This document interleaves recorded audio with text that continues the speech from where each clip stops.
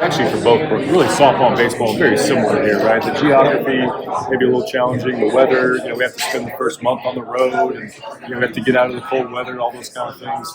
But there's no reason why we can't be in the mix. And so, to me, it's somebody that's going to be creative, somebody that's going to embrace it, somebody that may schedule. Look, do we need to be playing games in California in February? What if we play in Miami? We're on the East Coast, and we got alumni down there.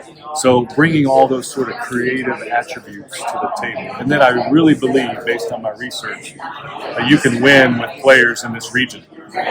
Kentucky's done it, right, in baseball.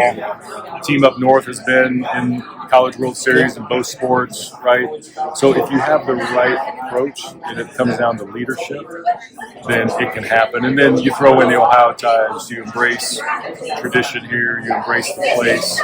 I just thought the energy, both of them, that they bring that to the table, I just thought that could be a difference maker for our program. Yeah, when you were at Texas A&M, you saw the enthusiasm, the backing for that program. I think as well, if you get a winner there, I mean, people show up, right? And look, back to the equation part of it. Yeah. Look, we can't just money whip people here at Ohio State. Maybe you can do that in the SEC, both whether that's facilities, whether that's NIL, whether that's fan base. So how do we be creative in that ecosystem? And it's going to take the blue collar. It's going to take developmental. It's going to take a creative offense that Coach Kumar runs. It's all those things that you throw that in there. And again, Coach Haire said, why not? So that was really kind of our approach in both searches. Another quickie for me. How did you tell them, how did you explain to them where they fit in the coming world, meaning 2 years from now? That's a great point, because you're right. We had to talk about that. We addressed that proactively. Basically what we said was, look, we've started a process here where we're evaluating sort of a stratification plan. How are programs funded? We know what the revenue share model. We know that's coming. The details to be worked out.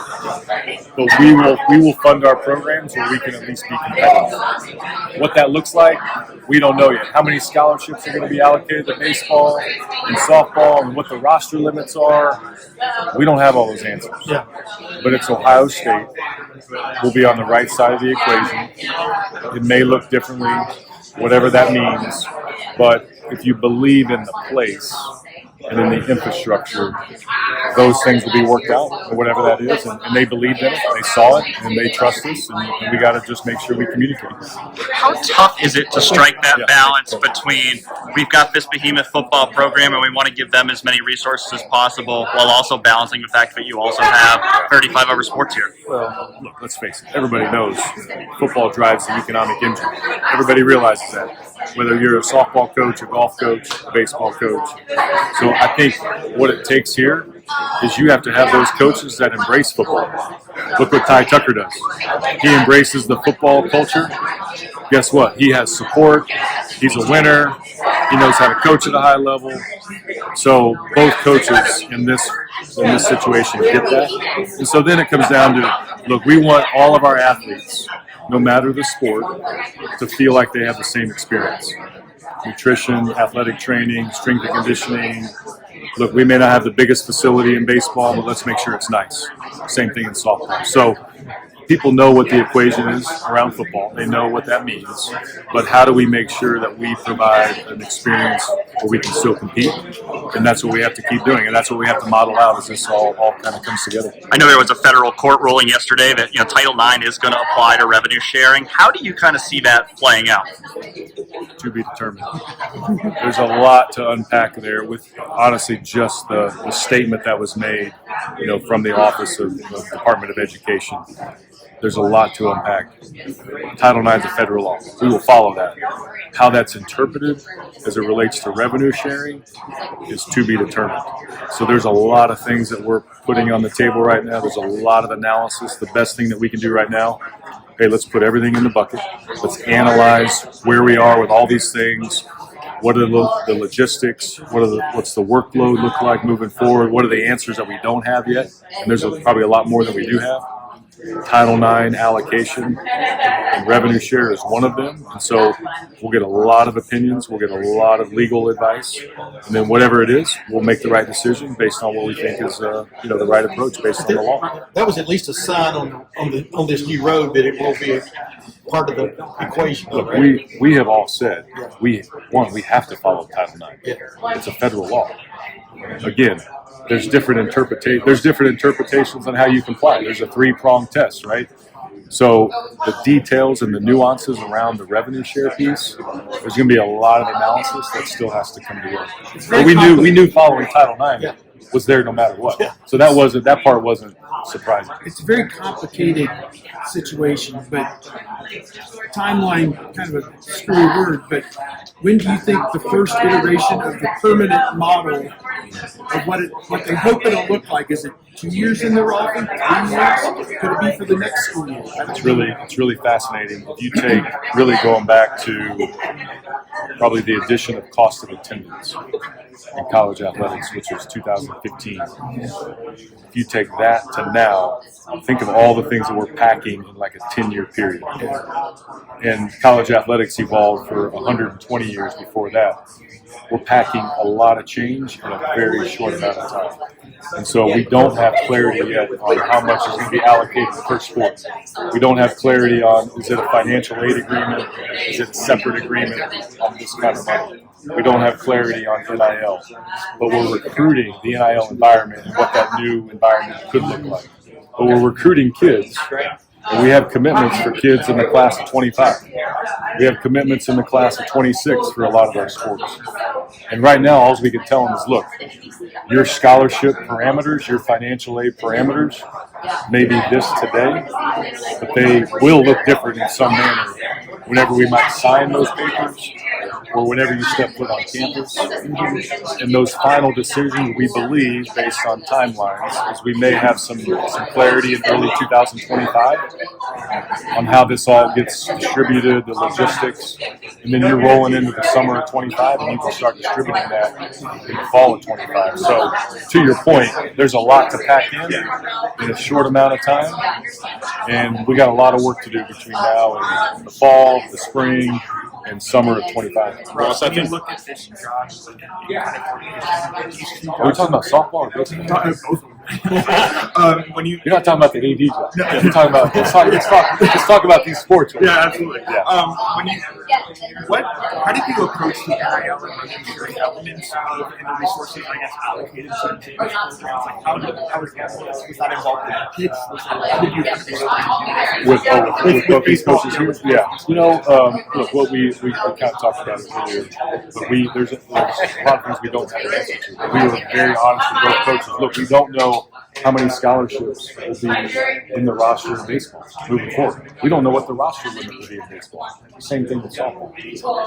But we're at Ohio State. So we have an ecosystem, whether maybe the scholarship equation changes a little bit with both sports, but we know that we can engage in NIL in a more meaningful, intentional way moving forward and whatever that looks like. So if we have to fill that bucket up, let's go after that. So the important thing was it's Ohio State coming to a great place. We will figure out the equation. It's going to look different. They all know that, but again, you saw their attitude. They're going to embrace whatever it is and figure it out, and that's what we learned about both coaches. And you may have been about this too, but to make these two hires, how does this, kind of start your kind of tenure? Like, how do these two coaches kind of represent what you're trying to do? I mean, to me, I don't look at it that way. I look at it as what the program needs. Like our rowing, we promoted our rowing coach internally, Emily. We needed stability in the program, right? In these programs, I thought we needed a new approach, a new identity, a new spark. So I look at it, my job is to do what's best for this program and the university as a whole. What that means as far as defining, I really can't speak to that because each situation is different. Each program has different needs. The Jake Diebler hire was different than these two hires, right? Because we promoted him with them.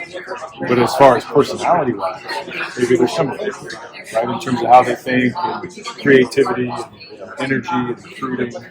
So I don't look at it, to me, I look at it, what's best for the program and how that makes sense. Well, it's kind of off that. Both of those, like you said, those processes are different. Jake was an internal hire, then you come here to 2 outside hires. Since you had to start these 4 coaching hires now, how much did you learn going through all the different processes about what high state needs as a department? It's really just Columbus and us. Really, I alluded to it in my comments, is people matter. And culture matters in a really deep, meaningful way. And nurturing that culture and having people that fit that nurturing culture, but also make sure that we have high standards. It's one thing to be nurturing, but are we challenging? Are we making sure we have high standards? Are we having accountability? A lot of their words are very similar, right? They talked about ownership. They talked about accountability. They talked about not being easy. They talked about development.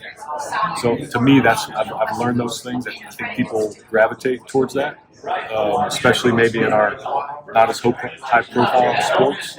So that was important, I think, as I was learning to understand it's connected through the people. People want to have they want to touch and feel the program here, whatever that means, right? And having people that understand that was something I learned that's needed here, no matter what the sport. That's important. What was the key to finding out, like, because you're trying to do this super fast on a really short term, but what was key for you trying to figure out what each program needed when you're so new to the sport as well? What's the saying? God gave us 2 ears and 1 mouth. So use the 2 ears, listen, learn, use my eyes to observe, talk to people, get to know the athletes, get to know our staff, right, in a meaningful way. Have one-on-one meetings with head coaches, staff meetings, group meetings, asking questions about, hey, what advice do you have for me? What do I need to know about the culture? What are the opportunities? Putting questions, what do we need to keep? What do we need to change? Just listening was the best thing. What's been your reception Big Ten wise? You've had a few meetings already. You'll have more next week, I presume. Just your thought about the group. Anybody that you came into this you were already close to at other colleges. Just I don't know what's your thought. It's a new era for the Big Ten, and you're kind of getting on the ground floor. Been really impressed with Commissioner Petit. Just his straightforwardness, his no nonsense, his sort of business acumen. He comes from a legal background, but also the television world. So I think that's obviously a great perspective in today's environment. I've known a lot of the ADs in the room for a long time. Some I didn't know directly, but look, it's a small world in our industry, especially in the sort of the autonomy 4, power 4, whatever we call it now, power 2. So great relationships.